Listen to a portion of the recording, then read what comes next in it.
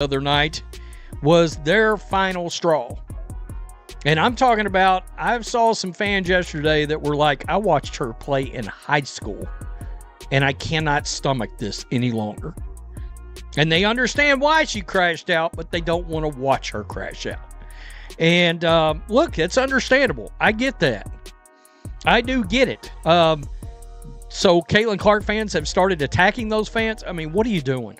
Tonight, the global sports ecosystem witnessed what many are calling an unprecedented administrative disaster. While the arena scoreboard celebrated a historic franchise performance of 45 points and 10 assists, the first 40-point, 10-assist masterclass in league history, the true earthquake was unfolding behind closed executive doors. The corporate belief that this establishment could successfully manage a global phenomenon has officially fallen apart. The reality is now impossible for fans to ignore. You can build a multi-billion-dollar empire around a once-in-a-generation superstar, but if the administrative system is too fragile, too compromised, and too burdened by internal bias to protect that player, the entire foundation will eventually crumble. Within minutes of the final buzzer, high-level sports entertainment insiders reportedly leaked information that sent immediate shockwaves throughout the industry. Elite corporate boardrooms were thrown into complete turmoil as every major network sponsor appeared to reach the same realization at once. The league office didn't simply mismanage the momentum. It failed to protect the very asset that revitalized its entire financial ecosystem. To understand why the league's foundation seems to be cracking tonight, it's necessary to examine the harsh physical reality that has been unfolding on the hardwood. For months, the officiating surrounding the superstar has been widely criticized and viewed by many as deeply controversial. Opposing defenses weren't merely playing aggressive basketball. They were delivering reckless, targeted contact that threatened to shake her confidence and increase the risk of serious injury. Blindside hits, uncalled jersey grabs, and flagrant off-the-ball collisions were repeatedly overlooked or minimized by the officiating crews throughout the game. Involving Indiana Fever star guard and Alyssa Thomas. Quote, ultimately, the issues around Caitlin Clark are largely about, not largely about officiating. And that particular incident is not about whether a foul should have been called at the time of the game or whether that was ultimately a flagrant on review. Well, the fact that is not caught and handled in real time, or at least looked at and then handled in real time, that's a failure. That is a failure. Let's not get confused. Silver made the remarks during an on-stage conversation with Andrew Ross Sorkin at the Game Plan Summit by CNBC in the boardroom. Quote, and I have come to know Caitlin really well, Silver said. She's an incredible player and an incredible person. I will give him credit for one thing. He has praised her many times. Kathy Engelbert, not much of anything. Not much of anything. Tonight, even during that historic 45-point performance, the controversy surrounding the officiating appeared to reach a boiling point. The referees remained largely passive, allowing the defense to play with highly physical intensity that repeatedly disrupted her historic momentum. To many viewers watching the national broadcast, it seemed increasingly obvious that the administration had left its MVP without adequate protection by failing to call routine fouls and allowing a generational superstar to absorb repeated physical contact on live television. In the eyes of critics, those decisions reinforced the belief that the system was more willing to let its biggest attraction endure excessive physical play than acknowledge how dramatically the league's landscape has changed. However, the most significant blow to the establishment's credibility didn't occur on the court, it came afterward. According to the narrative, the highest-ranking executive in professional basketball, NBA Commissioner Adam Silver, was compelled to step forward and deliver a public statement that caught league front officers completely off guard. Silver, who has reportedly been monitoring the sport's global growth metrics, acknowledged that the superstar had become the center of an increasingly toxic and highly politicized debate within the basketball world. Fed up with the product and how Caitlin Clark's been treated. Well, she dropped this out here today. I'm one of the fans who flew to Indiana with my family and attended the All-Star game. I bought multiple jerseys, traveled to watch the Fever on the road. I spent thousands supporting this team because I genuinely believed in what they were building. Never in a million years did I think I'd go from being one of the organization's biggest supporters to being this deeply disappointed in the way it's being run. From my perspective, the coaching staff and front office have stripped away everything that made Caitlin Clark and this Fever team must-watch basketball, turning what should have been the most exciting era in franchise. Let the full weight of that statement sink in. When the highest-ranking executive in the basketball world publicly describes the league's environment as unfair and heavily politicized, it inevitably raises serious questions about the credibility of its leadership. According to this narrative, Silver's unexpected intervention was viewed as a public expression of concern over how player safety and officiating standards had been managed. He had reportedly seen the data and recognized that many fans were becoming increasingly frustrated with what they believed were inconsistent officiating decisions and administrative failures. From that perspective, Silver's remarks were interpreted as more than simple criticism. They were seen as a sharp rebuke of the league's current leadership. To many observers, the statement signaled to major sponsors and global brands that the existing infrastructure faced significant challenges in maintaining confidence and protecting the value of their investments. She played really well tonight when she wasn't dribbling the ball. When she got into her bag, no, we don't need you dribbling the ball. But her and Caitlin combined for 75 points. Insane. Mo Billings, 16 points. Dominique Malonga dominated her all night, except the one play Monique Billings needed to get a stop down the stretch on Dominique Malonga. Your ass got it. Your ass got the one stop you needed, okay? This was a hell of a game, man. Dominique Malonga is going to be a superstar in this league for a time to come. The girl's just 20 years old. She had 28 points, 14 rebounds. Our fam, who's just 19 years old, had 16 points, 9 rebounds, 4 assists. She hit 4 threes in the third quarter. That young front court is going to be a force to be reckoned with for a long time in this league. The more they just grow and develop. Eventually, the Seattle Storm is going to have the best front court in the WNBA between those two. That's a fact. Flaugier played a good game, 16, 6, and 6. Natisha Heidemann had 16 and 8. Jade Melbourne had 16 and 5. Indiana Fever's defense was horrible. Seattle Storm shot 57% from the floor, 38% from 3. The defense was horrible. But hey, this was an entertaining basketball game. I was thoroughly and highly entertained. I love what I got from Caitlin Clark, man. I thought Caitlin Clark put on an absolute show. This was a masterclass, guys. And if you had any questions about if she's the one, if she's like that, damn it, you shouldn't have questions anymore. Get your glasses up. Celebrate!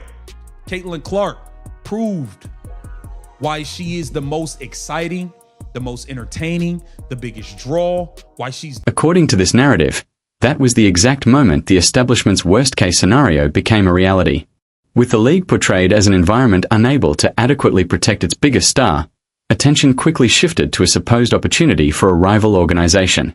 Reports from unnamed sports marketing sources claimed that executives from the Women's Premier Basketball Association, WPBA, were quietly assembling a multi-million-dollar proposal that would offer the superstar greater security, increased operational influence, and even an equity stake in an effort to convince her to switch leagues. The argument suggests that the WPBA would not be burdened by the same long-standing internal politics or executive conflicts often associated with more established organizations. Instead, it is described as building a modern sports and entertainment ecosystem from the ground up, believing that securing the sport's most recognizable young star could dramatically shape the future of women's basketball. According to these claims, the financial commitments being discussed behind the scenes are unlike anything seen before. The narrative further alleges that several major network sponsors, frustrated by controversial officiating and perceived administrative failures, would be willing to redirect significant portions of their marketing budgets wherever the superstar chooses to play. From that perspective, the long-held assumption that the player depended on the league's platform is turned upside down. Instead, supporters argue that the platform itself derives much of its value from the superstar's presence. 15 total home games on 2024 and 2025. I haven't spent a dime in 2026. Wow.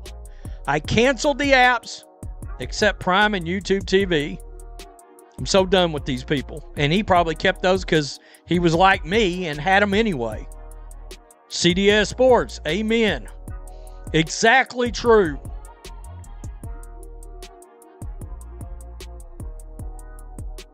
He said Steve Payna, I was going to drive 4.5 hours to see the Fever in the Dream.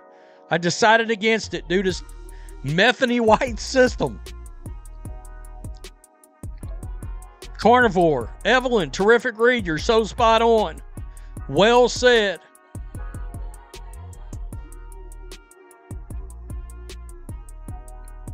It's a no-brainer. They're liars and they're stealing your hard-earned money. You're 100% correct, Evelyn. We canceled our 2-day trip in July. I've been out on this coaching staff and the front office for a while. This person said I left and went to the Fire. By the way, that Portland Fire team, I don't know if anybody remembers that game. They destroyed the Fever. But during the game, in Ben Daniels' watch party chat, I said in the chat, I was like, Jesus, this Portland Fire team is so much fun to watch. I was like, wow, this team's fun to watch. They were playing hard and they were playing fast, and the Fever couldn't keep up with them. They got run out of the building. According to this narrative, the league is now standing on the edge of a potential structural crisis.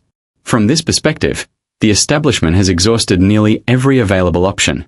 Critics argue that attempts were made to downplay the superstar's achievements, that persistent physical play was allowed to disrupt her momentum, and that public relations efforts were used to ease growing concerns.